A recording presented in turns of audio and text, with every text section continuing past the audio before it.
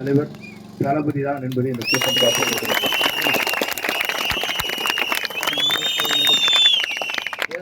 திமுக எவ்வளவு வயிற்று ஒரு 5000 கொடுத்து ஒருத்தன் டிரான்ஸ்ஃபார்மே ஆஃப் பண்ணிட்டு போக சொல்லிட்டான். 5000 பெருசாகி போச்சு. டிரான்ஸ்ஃபார்ம் அடிச்சு செட்டானா அது 5000 அதோட காலி. அவனுக்கு அதே புரியல. ஏன்னா கோட்டருக்கும் இதுக்கெல்லாம் இருக்கு வந்து திமுக கோட்டரை கொடுத்து 100 ரூபாய் கையில் கொடுத்து எதவான செய்யணும். கோட்டருக்கு 10 ரூபா வாங்குறது அவன் பழக்கம் கூடுதல. அது வந்து நான் எதைக்காக சொல்லுவேன்னு சொன்னால், புரட்சி தலைவர் எம்ஜிஆர் முதன்முறை துவக்கத்தை இயக்கத்தை துவங்குற போது இதே மாதிரிதான் மக்கள் அடை எல்லோரும் அப்ப சொன்னாங்க, எம்ஜிஆருடைய கட்சி என்பது 100 நாட்களை போல திரைப்படத்தை போல ஓடிவிடும் என்றார். ஆனால் அவர் வெற்றி பெற்றதற்கு பிறகு 77 அவர் உயிருள்ள வரை அவர் தான் தமிழ்நாட்டில் நிரந்தரமாக மக்கள்.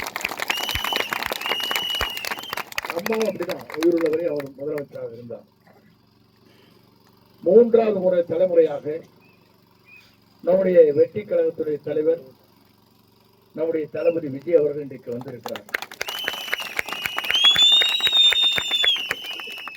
இவரை பொறுத்தவரையிலும் மகளிருக்காக 10 புதிய அறிவிப்பை வெளியிட்டார். ஒவ்வொரு இல்லங்களுக்கும் 2500 ரூபாய் மகளிர் குடும்பத்திற்கு என்று சொன்னார். அதே போல திருமணம் என்று சொன்னால் ஒரு பவன் பட்டுப்புடவை. யாரு பட்டுப்புடவை கொடுத்தே கிடையாது. மாமன் வீட்டு சேதனம் என்று சொல்லி குழந்தைகளுக்கு மோதிரத்தோடு கிட்ஸ் 14 பொருள் உள்ள கிட்ஸ் வழங்குவாங்க. அதே போல பெண்களுக்கு பாதுகாப்பு அளிக்கின்றன. நீங்க எல்லாரும் இனிமேல் என்ன, இந்த வரப்பாளையம் பஞ்சாயத்து இருக்கிறவங்க, இந்த பகுதியில் இருக்கிறவங்க இன்னைக்கு சென்னைக்கு வேணாலும் பஸ்ல ஃப்ரீயா போய்க்கலாம். எப்படிங்க?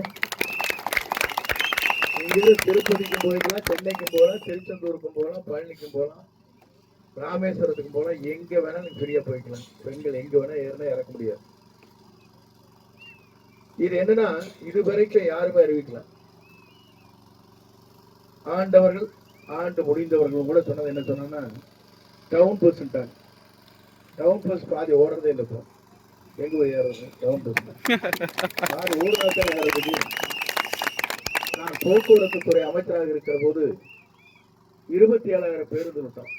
இப்போ 19,000 தான் இருக்குது. அப்படின்னு சொன்னீங்கன்னா 8,000 பஸ் நிறுத்திட்டாங்க. அது கிராமத்துக்கு வர பஸ் பாத்தீங்கன்னா ஒரு 10 நடை 5 முறை வர பஸ் வந்து 3 முறை தான் வரும். 3 முறை வர பஸ் 2 முறை தான் வரும். நாம எப்ப அவசரத்துக்கு போன நினைக்கிற போது போகவே முடியாது. அப்ப நம்ம ஸ்கூட்டி 2 வீலர்ஸ் எடுத்துட்டு தான் போக வேண்டிய சூழ்நிலை.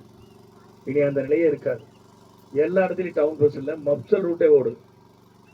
அந்த பஸ்ல பயணம் செய்கிற வரலாறு தமிழ்நாட்டில் உருவாவதற்கு ஒரே தலைவரால் தான் முடியும். அவர் சொன்னது ஒன்றே ஒன்றுதான். என்ன சொன்னார்னா, பெண்கள் எப்படி வாழ வேண்டும், பெண்களுக்கு எப்படி பாதுகாப்பு அளிக்க வேண்டும் என்பது முக்கியமான ஒன்று. தினம் காத்தால் டிவி பார்த்தா சரி, பாலியல் குற்றங்கள், பெண்கள் கற்பழிக்கப்படுவது. 17 தடவை ஒருத்தர் ஜெயிலுக்கு போயிட்டு வந்திருக்கான். ஜெயிலிருந்து கண்டிஷன் பெயில் வந்தவன் மறுபடியும் இங்க ஜெயிலுக்கு போற அளவுக்கு ஆயிடுச்சு. இது இந்த அரசாங்கம் அரசு நடத்துகிறதா, சட்ட ஒழுங்கு சரியாக இருக்கிறதா? இதெல்லாம் பேச வேண்டும் என்று சொன்னால் வர 23ஆம் தேதி அன்னைக்கு தான் உங்க தீர்ப்பு அடுத்த மாதம் இருக்கு. அந்த 23ஆம் தேதி என்பது ஒரு நாட்டின் வரலாற்றை படைக்கிற தேர்தலாக இந்த தேர்தல் அமையும். என்னை பொறுத்தவரை இங்கெல்லாம் இருக்கிற இளைஞர்கள் உங்களை பார்க்கிற போது எனக்கு தெரியும். விசில் அடிக்கிறது பார்த்தா எனக்கு தெரியுது. நிக்காத விசில் அடிச்சு இந்த ஆயாலாம் சொல்லிட்டேன், காதே வலிக்குது, நீ கொஞ்சம் நிறுத்தப்பாங்க. நம்ம சின்ன எப்படிப்பட்ட சின்ன பாருங்க. இப்ப பாத்தீங்கன்னா நான் பாக்குற கண்ட்ராக்டே விசில் அடிக்க வேண்டாங்க. நீ விசில் அடிச்சா அவங்க சின்னத்துக்கு ஓட்டு போற மாதிரி கொண்டே அடிக்காதீங்க. 1 கோடி பேர் பயணம் செய்கிற அந்த கண்ட்ராக்ட் விசில் அடிக்க வேண்டாம்னு சொல்ற கட்சி ஒரே கட்சி திமுக. அதுக்கப்புறம் என்ன, அந்த குப்பை வண்டியில் வரும். அவங்களும் விசில் அடிச்சு குப்பை ரெடியான்னு கேட்கறதுக்கு சத்தம் போட மாட்டாங்க. அவனையும் விசில் பிடிக்க வச்சுட்டான். போலீஸ்காரர் வீதி வீதியா விசில் அடிச்சுட்டு டைரக்ஷன் கொடுத்துட்டு இருப்பாங்க. திருடன் எங்கேயாச்சும் ஓடியா இருந்தானா அவன் பிடிக்கிறதுக்கு விசில் அடிப்பான். அதையும் பிடிக்க வச்சுட்டான். இப்ப நாம் அடிக்கிற விசில் தான் நீ நாடே மாறப்போகிறது, ஒரு மாற்றம் உருவாக போகிறது. எனக்கு போல உங்களை பார்க்கிற போது எனக்கு தெரியுது 23ஆம் தேதி காலையில பூத்துக்கு நம்ம அழைப்போம். அடுத்த மாதம் 10 மணிக்குள்ள நமக்கு ரிசல்ட் தெரிஞ்சிரு. ஏன்னா 4 மணிக்கு நீங்க போயிடுவீங்க, எனக்கு நல்லா தெரியும். முதல்ல மாதிரி 7 மணிக்கு பூத்துல போய் நிக்கிறது, 6 மணிக்கு நிக்கிற காலப்புல மாதிரி 4 மணிக்கே போய் கேட்ட தள்ளிட்டு இருப்பீங்க. ஆயிரக்கணக்கான பேர் இது நடக்க போகிறது. 10 மணிக்குள்ள ஓட்டை போட்டு முடிக்கிற போது 70% ஓட்டு போட்டாச்சுன்னா முடிஞ்சு போச்சு. எந்த கட்சிக்கும் வேலையும் கிடையாது. தேர்தல் முடிவு 23ஆம் தேதி தெரிஞ்சுக்கலாம். மே மாசம் என்ன வேண்டிய அவசியம் இருக்காது. இதுதான் நாட்டில் நடக்க போகிறது. இது எனக்கு நல்லா தெரியுது. எங்க பார்த்தாலும் அவரோட நான் போற பயணங்கள் போற போது நான் பாக்குறேன். 2 வீலர்ஸ்ல வர பசங்க பாக்குற சர்க்கஸ் வேலை பண்றாங்க. அவர் வண்டியை ஓவர்டேக் பண்றாங்க, கீழே விழுகுறாங்க, ஃபுட்பாத்ல ஏறுறாங்க, விழுகுறாங்க. அப்படியே வண்டி எடுத்து மறுபடியும் கையில காயம், மூஞ்சில காயம், மறுபடியும் எடுத்துட்டு போயிட்டே இருக்காங்க. இதெல்லாம் சர்க்கஸ் பார்க்க முடியும். தமிழ்நாட்டில் இளைஞர்கள் இவ்வளவு வேகமாக இருப்பது இன்றுதான் தமிழ்நாட்டில் ஒரு வரலாறு படைக்கப்பட்டிருக்கிறது.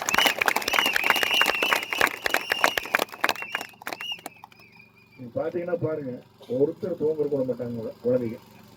நீங்க எங்காச்சும் தூங்கி அவருக்கு ஏதாச்சும் கொடுக்குன்னு சொன்னா விசில் வந்து காது ஊதிடுவாங்க. எல்லாம் கையில் கொடுத்தாச்சு. ஏன்னா அம்மா அப்படின்னு பச்சிக்குதுன்னு சொல்ல போறது இல்லை. அங்கிருந்து விசில் அடிச்சு அவங்க கணக்கா பண்ணிடுவாங்க. என்ன நீங்க எந்திரிக்கிறீங்க இல்லையாங்கிற மாதிரி. ஆகவே குழந்தைகளுக்கு இருக்கிற ஆர்வத்தை பார்க்கிற போது நான் ஒரு இடத்துல வந்து நேற்று விமானத்துல வந்தேன். உங்களுக்கு கொடுக்க சொல்றேன், நீங்க அடிக்கிறதா விசில் கொடுக்கல, கவலைப்படாது. சின்ன குழந்தை பிடிக்கிற நிறைய கொடுக்க சொல்றேன்.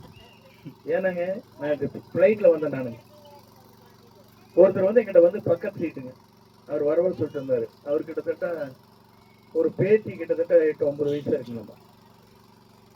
காத்தால இருந்து எனக்கு சொல்ல தாங்க முடியல. தான் விஜய் எங்களுக்கு ஓட்டு போட்டுறோம்னு கேட்டுதான் போகுதுங்க. அதை நீ பள்ளிக்கூடம் போயிட்டு வாங்க, நான் போறேன், நீ ஓட்டு போடுவீங்கன்னா கேட்குவேன். நீ பள்ளிக்கூடம் போய் எக்ஸாம் எழுது, ஒழுங்கா படி அப்படின்னு சொன்னா இல்ல நீங்க ஓட்டு போறோம்னு சொன்னா தான் நான் போவோங்க. இந்த நிலை தமிழ்நாட்டில் என்றைக்கும் நடந்ததே இல்லை. இது ஒரு வரலாறு. குழந்தைகளே ஓட்டு கேட்கறாங்க. திமுக என்ன பண்ண போறான்? ஒன்றும் பண்ண முடியாது. நேற்று ஒரு திமுக வீட்டுல பார்த்தோம். எந்த இடத்துல தம்பி? ஒரே ஒருத்தர், அவங்க வீட்டுல 3 பேர். சரவணன் ஒருத்தர், விஐபி நம்ம நம்பியூர் பார்த்தேன். வீட்டுல அவர் வந்து டிரான்ஸ்போர்ட் டிரைவர். அவர் திமுக வந்து தொழிற்சங்கத்துக்கு இருக்காரு. அவன் ஒய்ஃபு, அவன் பையன், மகன் 3 பேர் நின்ட்டாங்க. இவரு ஓட்டு போட மாட்டேங்க, நாங்க 3 ஓட்டு உங்களுக்கு வேண்டாம். அவரு சொன்னாரு, நானே மாறி போட்டா போட்டு அந்த அளவுக்கு மாறி போட்டுருக்காரு. எல்லாம் நானே உங்களுக்கு ஓட்டு போட்டு போடுறது அந்த அளவுக்கு மனம் மாறி இருக்காரு. இது ஏன்னு சொன்னா, ஒரு குடும்பத்திற்கு 2 ஓட்டு நமக்கு இருக்கு. 2,17,00,000 பேருடைய ஓட்டுகளை பார்க்கிற போது நம்மை வெல்வதற்கு எந்த சக்தியாலும் தமிழ்நாட்டில் முடியும். இதான் தமிழ்நாட்டின் சரித்திரம். அது என்னது பண்ண முடியும்? ஆஃப் பண்ண சில பேர் சொல்லுவாங்க, தீப்பை ஒழித்து வைத்தால் விடாது. அது பாட்டு நடந்துட்டே இருக்கு. அது மாதிரி அடுத்த நிமிஷம் ஜெனரேட்டர் வந்துச்சு, அடுத்த நிமிஷம் கரண்ட் வந்துச்சு. அதுக்குள்ள ஈகிட்டு பேசி எந்த ஆள் பார்த்தாங்க, அதுக்குள்ள கட்டிட்டு இருந்தாங்க. இது ஏன் இதை சொல்கிறேன்னு சொன்னால், மக்கள் நலன் காக்கிற ஒரு அரசு, நல்ல ஆட்சி வர வேண்டும் என்பதுதான் தமிழ்நாட்டுடைய மக்களுடைய எண்ணங்கள். என்னை பொறுத்தவரை உங்களுக்கு சொல்றது ஒன்னே ஒண்ணுதான்.